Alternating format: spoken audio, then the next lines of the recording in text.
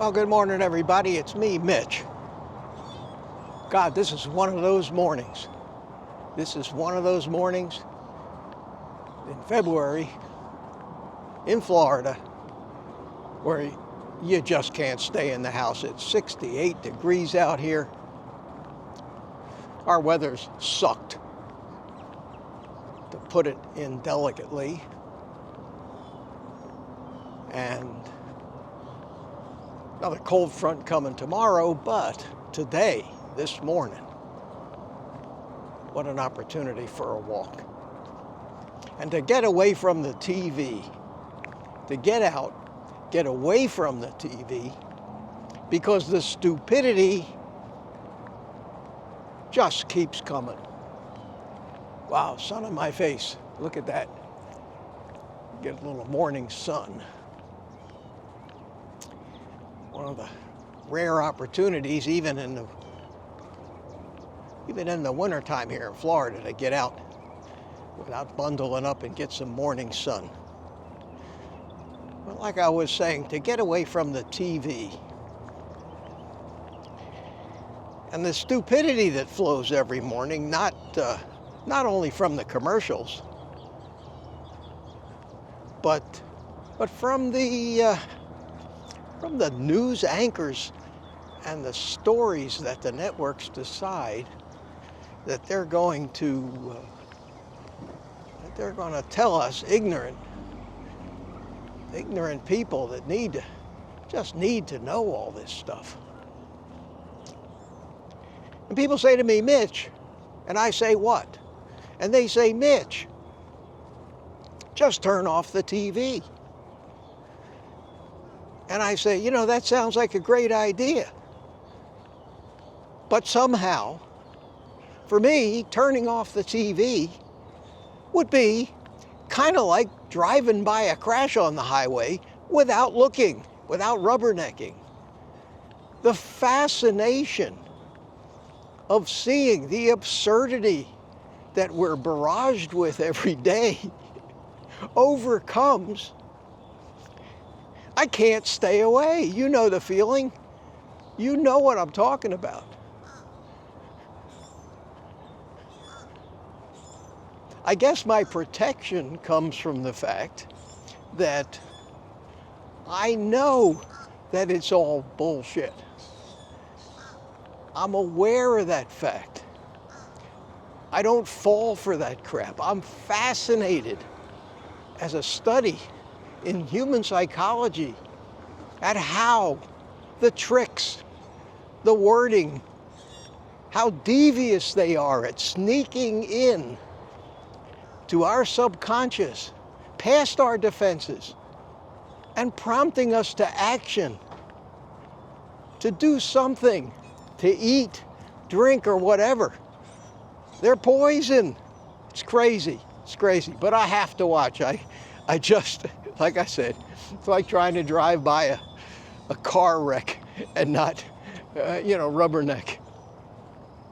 And this morning didn't disappoint.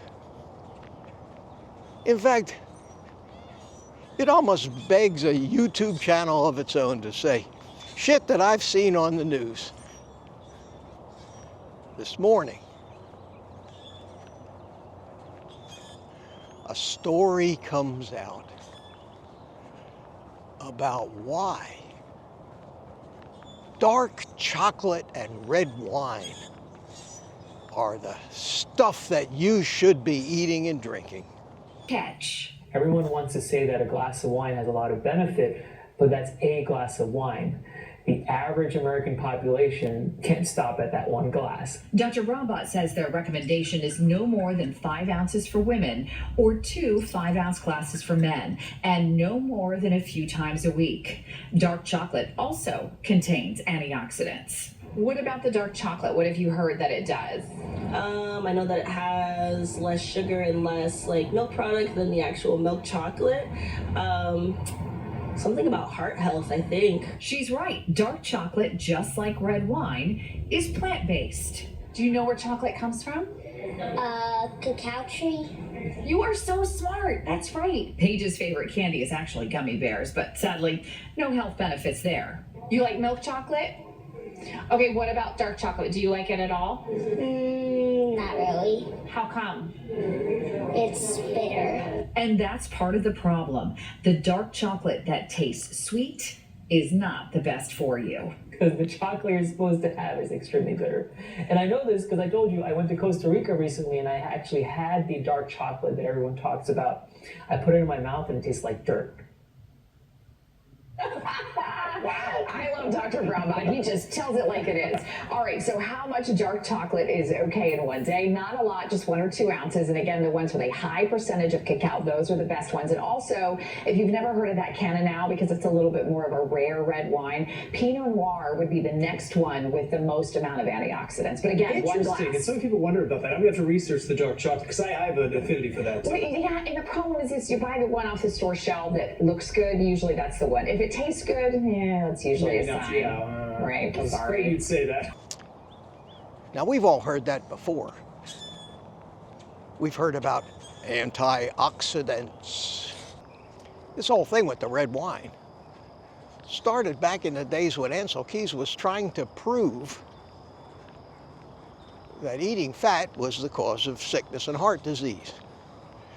And in his 7-country study, which was really a 22-country study, but we all know that he picked the 7 that fit his agenda the best. There was a kind of a thorn in his side, and that was the French. How the hell could he explain the fact that the French, with one of the highest fat diets in the world, everything they ate had fat, saturated fat in it. Everything had cream sauces, butter, even the pastries had butter. Everything was loaded with fat, and yet the French had among the lowest rates of heart disease in the world. And they called that the French paradox. And they set about to try to figure out why. How were the French doing it? So the rocket scientists that do the studies decided to study this, and what they did was they started with this assumption. Well, everybody knows that eating saturated fat is no good for you. That's an undisputed fact. So, what are the French doing that makes them immune to these deadly and harmful effects of saturated fat and have low rates of heart disease? And these rocket scientists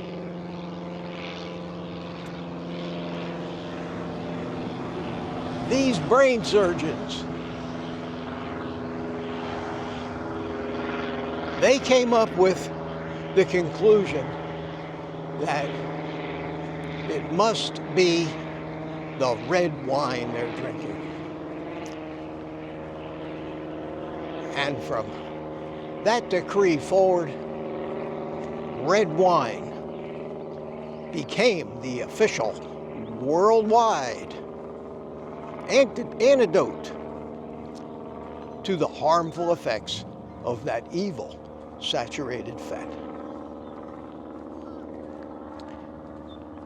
Now, even though there were people all over the world screaming that it's the sugar, stupid, the sugar's causing all the problem, the politics, the money, and the normal human forces that propagate bullshit of every kind, they weren't going to have that. They weren't going to have that. And we were left with this idea that, yes, it had to be the red wine. And the wine industry took off and became what it is today, with supermarket size stores selling millions of gallons of wine, extolling its health benefits. It's plant-based after all. Well, what about the fact that it's got alcohol and people get addicted to it? They become alcoholics. What about that? Oh, well, just limit it to 1 glass a day and you'll be fine. Yeah, bucko. Open that bag of Oreos and just eat one. Have you ever heard of addiction? Now, this is the stupidity that reigns. So, in their zeal to tell people that this is good for you and it'll stop you from having heart attacks, they've addicted half the population in this country to 2 more things, sugar and alcohol, both of which are contained in red wine. But that wasn't enough. Dark chocolate is also an antioxidant, and you need to eat dark chocolate.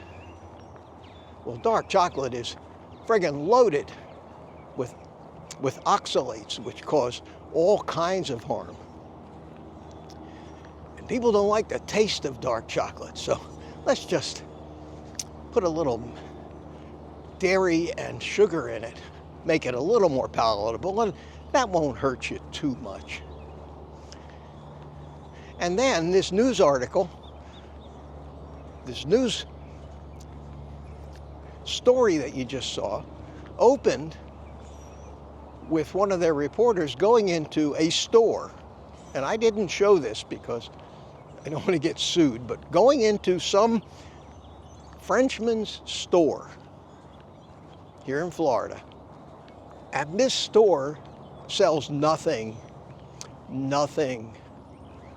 but red wine and dark chocolate. Can you imagine? An entire store and all of its costs and expenses to sell nothing but red wine and dark chocolate. May as well put a sign over the door and call that Addiction Central. Do you think anybody that is a customer of a store like that is doing anything beneficial for their health? They're drinking alcohol, they're eating sugar and oxalates. And yes, maybe it has a mild antioxidant effect, but what are antioxidants anyway, and why do we need them? We need them to counteract the oxidants, the free radicals. And where do we get these? From inflammation. And why do we get inflamed? We eat sugar and drink alcohol. So once again, the logic is circular. Somebody's making money, and we're falling for it because it feeds our addictions. And if you're going out of your way, like most alcoholics or sugar addicts, to find somebody that'll tell you, well, it's okay to do that. It's okay to drink that wine as long as you do it in moderation, and it's okay to eat that chocolate as long as you do it in moderation. This isn't the place for that. I point these things out not because I think most of my viewers are drinking a lot of wine and eating a lot of chocolate, but I do know that these can be some of the more addictive things. And they do contain sugar, so it does apply. And if you're looking for an excuse because somebody tells you how good it is for you, think about the truth. It's not good for you. What's good for you is to avoid alcohol in all forms. It's poison. It's easier said than done for most of us, but doesn't make it untrue. And avoid sugar in all forms, if that's possible. And yet, that doesn't make that any easier either. But I think enough of us have proven to ourselves and to anybody that'll watch us that avoiding alcohol and sugar are definitely the way to go. And if you don't believe that, and you're watching this old guy to try to figure out a reason in your mind why, well, I don't know what I'm talking about and you know better, then do what you want. Anyway, I'm enjoying my walk. It's always good to talk to you. Think about what I've said and then take the rest of the day off and eat meat.